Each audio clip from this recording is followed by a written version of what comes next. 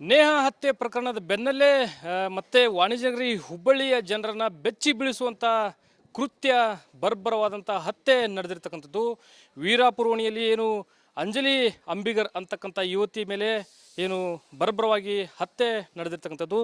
ಇಲ್ಲಿ ಸಾಕಷ್ಟು ಜನ ಅಂದರೆ ವೀರಾಪುರ ಓಣಿಯ ಬಹುತೇಕ ಜನರು ನಮ್ಮ ಜೊತೆಗಿದ್ದಾರೆ, ಇಲ್ಲಿನ ಸ್ಥಳೀಯ ನಿವಾಸಿಗಳಿದ್ದಾರೆ, ಅವ್ರನ್ನ ಮಾತಾಡ್ಸ್ತಾ ಹೋಗ್ತೀನಿ. ಸರ್ ಏನು ಸರ್, ಎಷ್ಟೊತ್ತಿಗೆ ಇದು ಘಟನೆ ಆಯಿತು ಅಂತ? ಸರ್, ಬೆಳಗಿನ ಜಾವ 4ರಿಂದ 5 ಗಂಟೆಗೆ ಇದು ಘಟನೆ ಆಗಿದೆ ಅಂತಿಲ್ಲೇ. ಇದೇ ಮನೆ ಹೊಕ್ಕ ಹೊಡೆದಾನ ಹುಡುಗ. ಈ ಹುಡುಗ ಈಗ ಆಲ್ರೆಡಿ ಕ್ರಿಮಿನಲ್ ಹಿನ್ನೆಲೆ ಇದ್ದವ್ರಿ. ಅವನ ಮೇಲೆ MOB ಇದೆ, ಬೆಂಡಿಗಿರಿ ಠಾಣೆಯಲ್ಲಿದೆ, ಗಂಟಿಗೇರಿಯಲ್ಲಿದೆ, ಟೌನ್ದಲ್ಲಿದೆ. ಮತ್ತು ಈ ಹುಡುಗಂದು ಇದೇನು ಒಂದೇ ಪ್ರಕರಣ ಏನಲ್ಲ. ಇದೇ ರೀತಿ ಸಾಕಷ್ಟು ಮಂದಿ ಹುಡುಗಿಯರನ್ನ ಲವ್ ಮಾಡಿ ಫೋರ್ಸೇಬಲ್ ಅವ್ರ ಮನೆಯಾಗಿರುವಂಥ ಬಂಗಾರಿಂಗರ ಕದಿಯೋದು ಇದು ಮಾಡ್ಯಾನ. ಈ 6 ತಿಂಗಳ ಹಿಂದ್ಗಡೆ ಸ್ವತಃ ನಾನೇ ಫಿಸಿಕಲಿ ಹೋಗಿ ಬೆಂಡಿಗಿರಿ ಠಾಣೆಗೆ ಜೈಪಾಲ್ ಪಾಟೀಲ್ ಅನ್ನುವಂಥ CPI ಇದ್ದರು, ಭಾಳ ಮಬ್ಬು CPI. ಅಂತ CPI ಕಡೆ ಹೋಗಿ ನಾನು ಸ್ವತಃ ಹೋಗಿ ಕಂಪ್ಲೇಂಟ್ ಕೊಟ್ಟೇನಿ.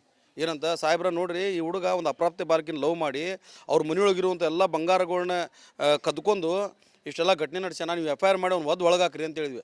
ಅವಾಗ ಅವ್ರು ಒಳಗೆ ಹಾಕಿದ್ದ ಕರೆ ಆದರೆ ಇವತ್ತು ಈ ಘಟನೆ ಹಾಕಿದ್ದಿಲ್ಲ.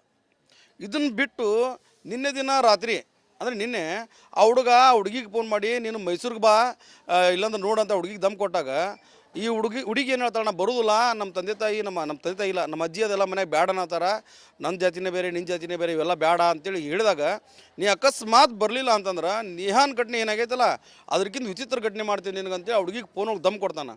ದಮ್ ಕೊಟ್ಮ್ಯಾಗ ಆ ಹುಡುಗಿ ಅಜ್ಜಿ ಸೀದಾ ಬೆಂಡಿಗಿರಿ ಸ್ಟೇಷನ್ಗೋ ಅಥವಾ ಒಂದು ಯಾವುದೋ ಪೊಲೀಸ್ ಸ್ಟೇಷನ್ಗೆ ಹೋಗೋಣ. ಹೋಗಿ ಆ ಸಿಬ್ಬಂದಿ, ಮಹಿಳಾ ಸಿಬ್ಬಂದಿ ಇರ್ತಾರೆ, ಅವ್ರ ಹೆಸರು ನನಗೆ ಪೂರ್ತಿಯಾಗಿ ಗೊತ್ತಿಲ್ಲ, ಆ ಸಿಬ್ಬಂದಿ ಕಡೆ ಹೋಗಿ ಮೇಡಮ್ಮ ಮತ್ತು ಹಿಂಗೆ ನನ್ನ ಮೊಮ್ಮಗಳಿಗೆ ದಮ್ ಕೊಟ್ಟಾನ ಹುಡುಗ ಅಂತಂದಾಗ ಅದೆಲ್ಲ ಇದ್ದಿದ್ದು ಹೋಗಮ್ಮ ಮುಂಜಾನೆ ಕರೆದು ಮಾತಾಡೋಣ ಅಂತೇಳಿ ಭಾಳ ಒಂಥರ ನಿಷ್ಕಾಳಜಿಯಿಂದ ಆ ಹುಡುಗಿನ ಆ ಅಜ್ಜಿನ ಕಳಿಸಿ. ಯುವತಿನ ಪ್ರೀತಿ ಮಾಡೋಕ್ಕಿಂತ ಮುಂಚೆ ಮತ್ತೊಬ್ಬ ಯುವತಿನ ಪ್ರೀತಿ ಮಾಡಿದ್ದ, ಇದ್ರ ಬಗ್ಗೆ ನೀವು ತಾವು ಗಮನಕ್ಕೆ ತಂದಿದ್ದು? ನಾನೇ ಸಾಕ್ಷಿ ಇದ್ದೀನಿ, ಅದಕ್ಕೆ ನಾನೇ ಸಾಕ್ಷಿ ಇದ್ದೀನಿ. ಆ ಇನ್ನೊಬ್ಬರು ಹುಡುಗಿ ತಾಯಿ ಇಲ್ಲಿ ನಮ್ಮ ಲಕ್ಕುಂಡಿ ಸ್ಕೂಲ್ ನಡಿ ಈಗ ಶುರು ಮಾಡೋಣ.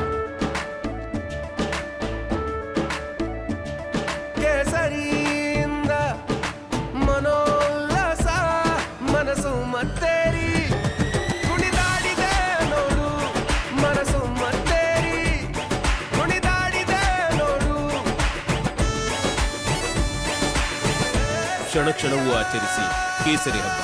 ವಿಮಲ್ ಬಾಯಲ್ಲಿ ಹೇಳಿ ಕೇಸರಿ. ಅದೆಲ್ಲ ಇದ್ದಿದ್ದು ಹೋಗಮ್ಮ ಮುಂಜಾನೆ ಕರೆದು ಮಾತಾಡೋಣ ಅಂತೇಳಿ ಭಾಳ ಒಂಥರ ನಿಷ್ಕಾಳಜಿಯಿಂದ ಹುಡುಗಿನ ಆ ಅಜ್ಜಿನ ಕಳಿಸಿ. ಯುವತಿನ ಪ್ರೀತಿ ಮಾಡೋಕ್ಕಿಂತ ಮುಂಚೆ ಮತ್ತೊಬ್ಬ ಯುವತಿನ ಪ್ರೀತಿ ಮಾಡಿದ್ದ, ಇದ್ರ ಬಗ್ಗೆ ನೀವು ತಾವು ಗಮನಕ್ಕೆ ತಂದಿದ್ದು? ನಾನೇ ಸಾಕ್ಷಿ ಇದ್ದೀನಿ, ಅದಕ್ಕೆ ನಾನೇ ಸಾಕ್ಷಿ ಇದ್ದೀನಿ. ಆ ಇನ್ನೊಬ್ಬರು ಹುಡುಗಿ ತಾಯಿ ಇಲ್ಲಿ ನಮ್ಮ ಲಕ್ಕುಂಡಿ ಸ್ಕೂಲ್ ಇದೆಯಲ್ಲ, ಅಂಗವಿಕಲರ ಸ್ಕೂಲು, ಆ ಸ್ಕೂಲ್ದಲ್ಲಿ ಆಯಾ ಕೆಲಸ ಮಾಡ್ತಾಳೆ. ಆ ತಾಯಿದ ಸಾಕಷ್ಟು ಬಂಗಾರಗಳನ್ನೆಲ್ಲ ಈ ಒಂದು ಹುಚ್ಚ ಏನು ಗಿರೀಶ್ ಅಂತ ಹೇಳ್ತಿದ್ರಲ್ಲ, ಈ ಹುಡುಗ ಅವ್ರ ಕಡೆಯಿಂದ ಪೂರ್ತಿ ಬಂಗಾರಿಂಗಾರ ಆ ಹುಡುಗಿ ಕಡೆಯಿಂದ ಪೂರ ತೊಗೊಂಡಾನ. ಆ ಹುಡುಗಿ ಅಪ್ರಾಪ್ತ ಬಾಲಿಕೆ ಅದಾಳ. ಅವಾಗ ನಾನು ಭಾಳ ಒಂದು 10 ಟೈಮ್ ಹೋಗಿ ಬಂದಿನಿ ಸ್ಟೇಷನ್ಗೆ, ಬೆಂಡಿಗಿರಿ CPIಗೆ.